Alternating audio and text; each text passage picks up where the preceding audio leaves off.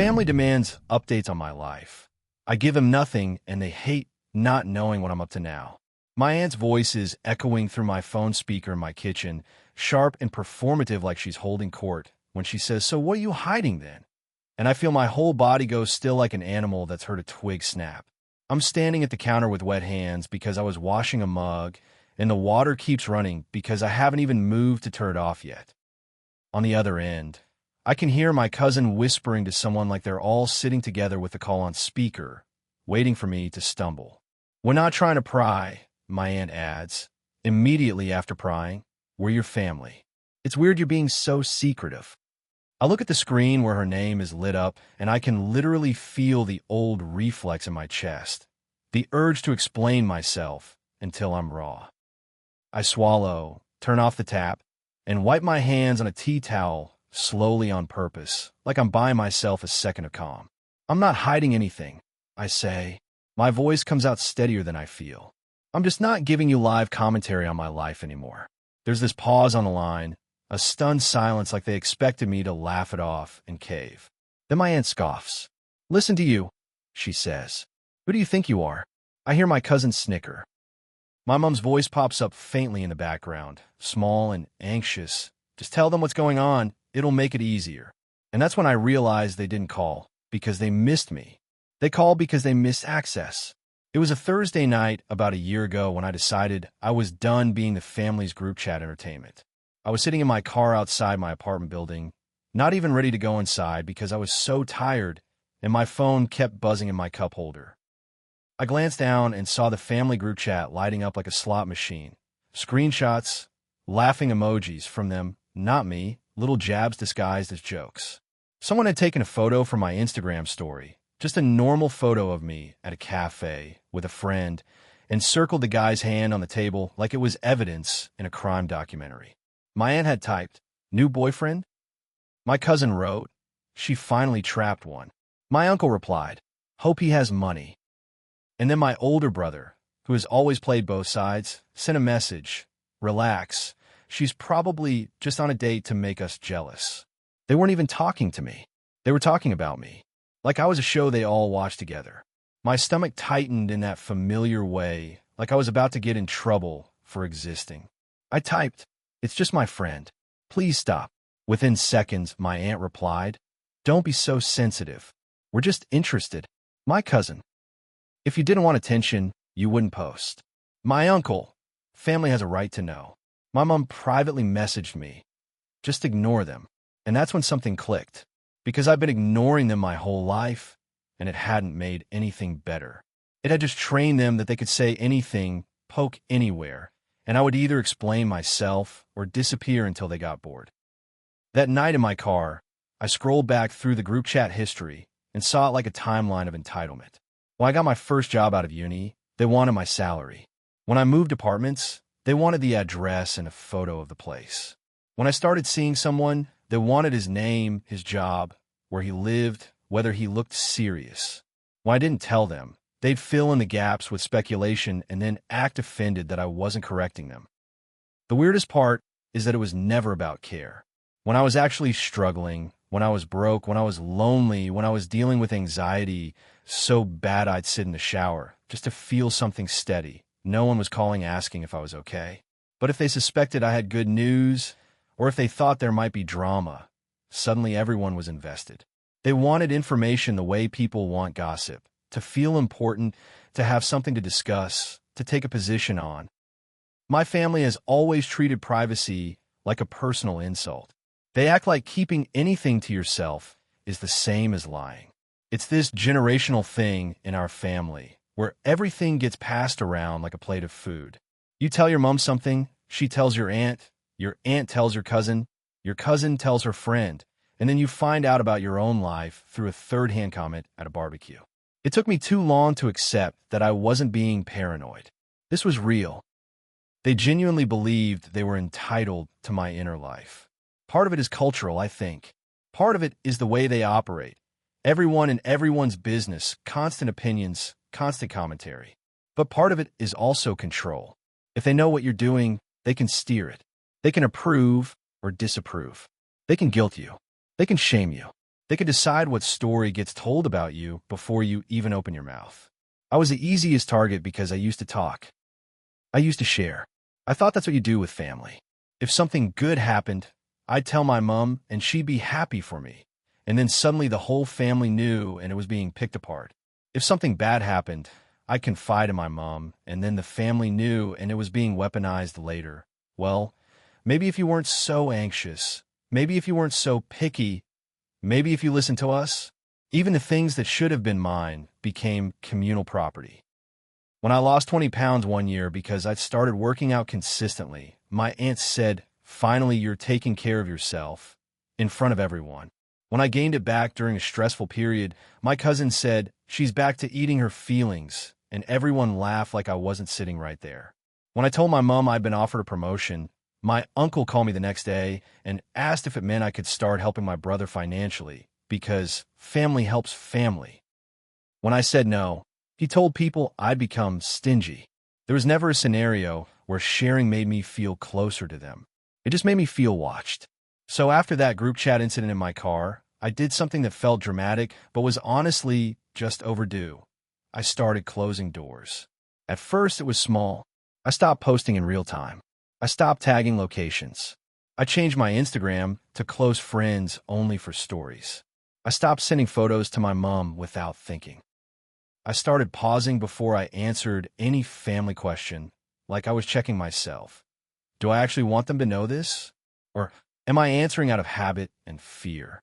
Then I went bigger. I muted the family group chat. Not left, because leaving would start a war, but muted. I stopped responding immediately. I stopped explaining. I started giving bland, neutral answers. Works fine. I'm good. Nothing much. It felt unnatural at first, like I was speaking a new language, because I've been trained to justify myself to them. They noticed fast. My aunt started calling more. "Why aren't you replying?"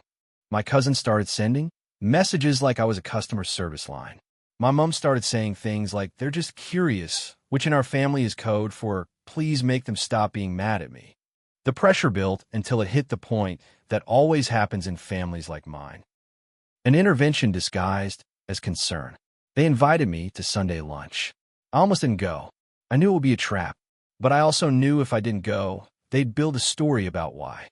And at that point, I was still half stuck in the old mindset where I cared what story they told. So I went. We were halfway through eating when my aunt, like she'd rehearsed it, said, "So, we feel like you've been distant." I looked up. My mom wouldn't meet my eyes. My brother was suddenly very interested in his plate. My cousin smirked. "I've been busy," I said carefully. My aunt waved her hand like she was shooing a fly. "Busy is not an excuse," she said. "You don't talk anymore. We don't know what's happening with you." And there it was. The core complaint. Not that they missed me, but they didn't know. My cousin leaned forward. "Are you seeing someone?" she asked too brightly. "Because I heard you were." I felt heat crawl up my neck. "Who told you that?" I asked. My cousin shrugged. "People talk," she said, smug. My uncle chimed in, mouth full. "If you're serious, you should bring him around. Family needs to meet him." I put my fork down. My hands were shaking under the table, but I kept my face calm. "I'm not discussing my dating life at lunch," I said. My aunt's eyes widened like I'd sworn. "Excuse me," she said. "I'm not discussing my dating life," I repeated, and I could hear my voice getting steadier with each repetition. "Or my finances, or my plans. I'm here to eat and spend time with you." My aunt laughed, but it was mean. "Spend time with us?" she repeated. "You're sitting there like a stranger." My cousin said, "If you don't have anything to hide, why are you acting like this?" I looked around the table at the faces that had raised me, that had taught me what family was supposed to mean, and I felt this sudden clarity. They didn't want closeness.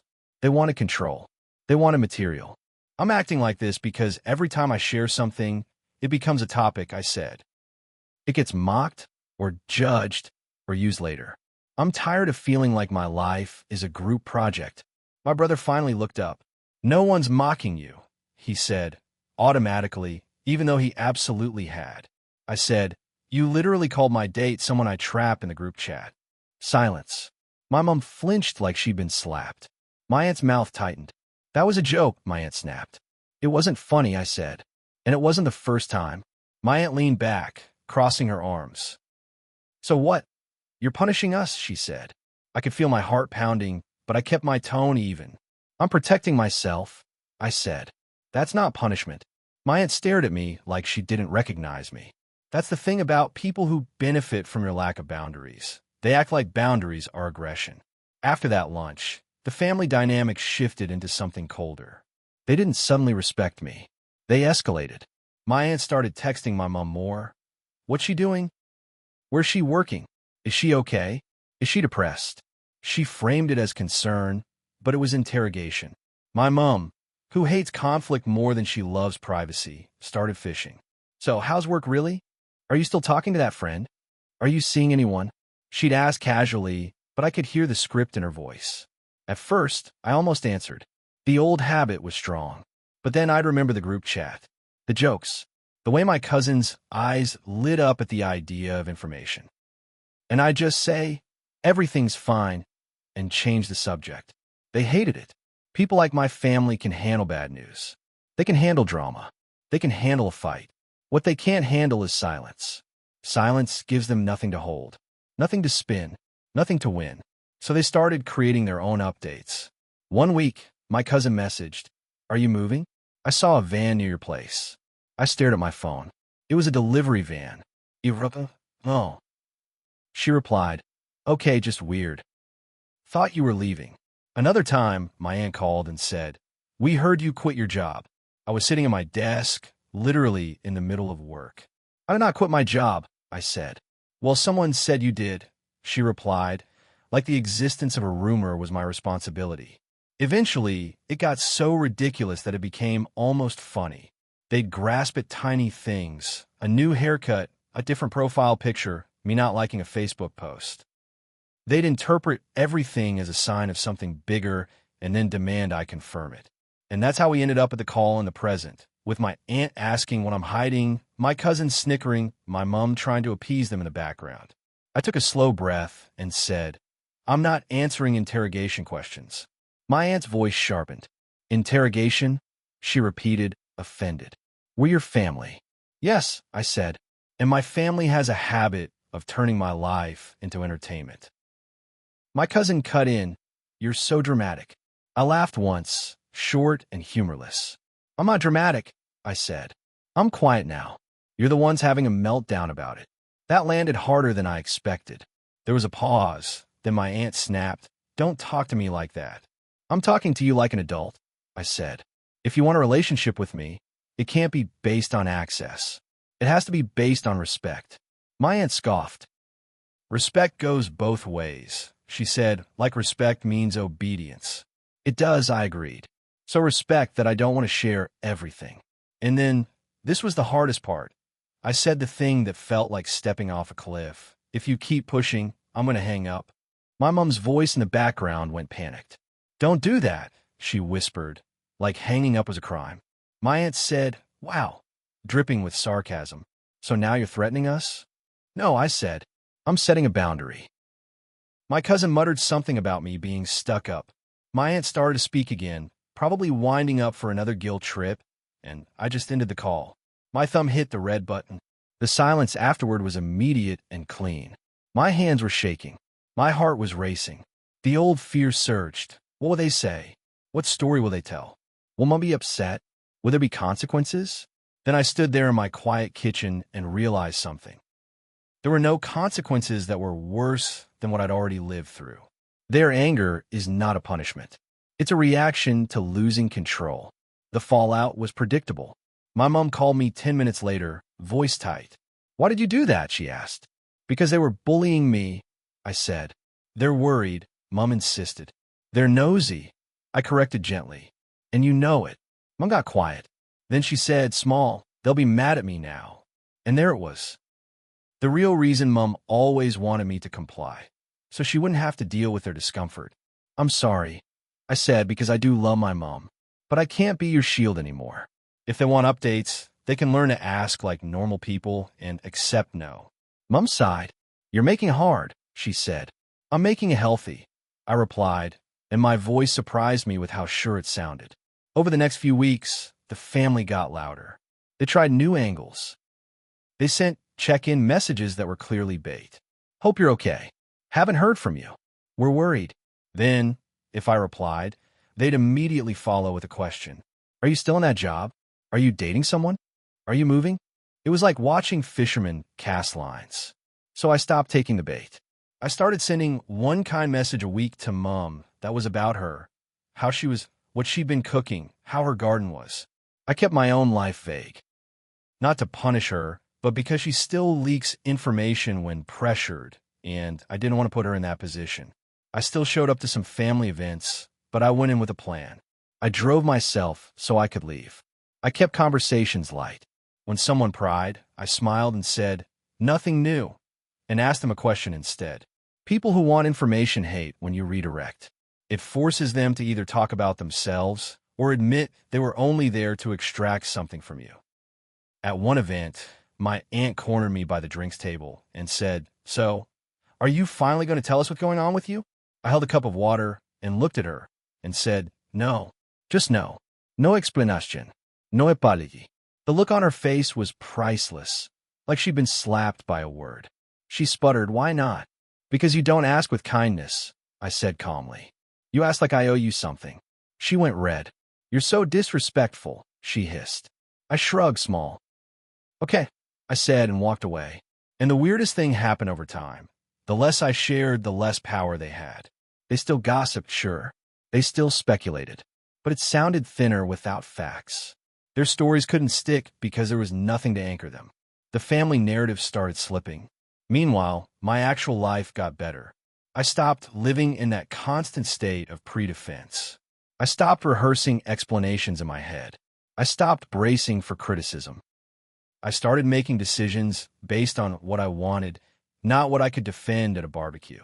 I made new friends who didn't treat my life like public property. I dated without feeling like I was dating a committee. I applied for a new role and didn't tell anyone until after I got it. I traveled for a weekend and didn't post photos until I was home. I learned what it felt like to be a person instead of a topic.